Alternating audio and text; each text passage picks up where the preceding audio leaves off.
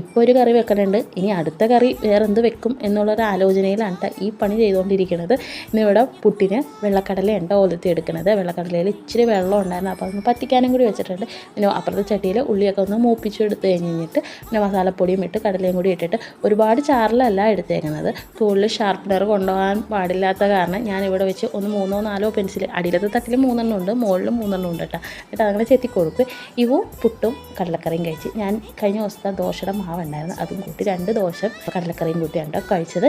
ഇത് ഞാൻ ഉച്ചക്കാലത്തേക്ക് ഒത്തിരി സാലഡ് ഉണ്ടാക്കിയതാണ്. ഇവിടെ ഇരുന്ന് വെച്ചാൽ പച്ചക്കറികളും എല്ലാവരും കൂടിയിട്ട് ഒരിത്തിരി മാക്രോണിയില്ലേ അത് വേവിച്ച് കൂട്ടിയിട്ടുണ്ട്. കടല ഉപ്പിൽ വേവിച്ചത് ഞാൻ ഇത്തിരി എടുത്ത് മാറ്റിയിട്ടുണ്ടായിരുന്നു, അതൊക്കെ കൂടി സാലഡ് പോലെയും ഉണ്ടാക്കി വെക്കുന്നുണ്ട്. അപ്പോൾ ഇരുന്നപ്പോഴാണ് ഇവൻ്റെ ഒരു ചെറിയൊരു ഡയറി കണ്ടത്. അതിനകത്ത് ഓരോന്ന് എഴുതി വെച്ചേക്കണേ വീട്ടിൽ പോയ കാര്യങ്ങളും അങ്ങനെ എന്തൊക്കെയോ ബില്ലിൻ്റെയൊക്കെ എന്താണ്ടൊക്കെ എഴുതിയിട്ടുണ്ട്. പിന്നെ ഇസയുടെ date of birth, blood group, weight, ആ ഹോസ്പിറ്റലിൻ്റെ പേരും എൻ്റെ ഗൈനക് ഡോക്ടറിൻ്റെ പേരും ഒക്കെ എഴുതിയിട്ടുണ്ട്. വന്നിട്ട് വേണം ചോദിക്കാൻ ഇതെന്താ ഇങ്ങനെ എഴുതിയേക്കണേന്ന്.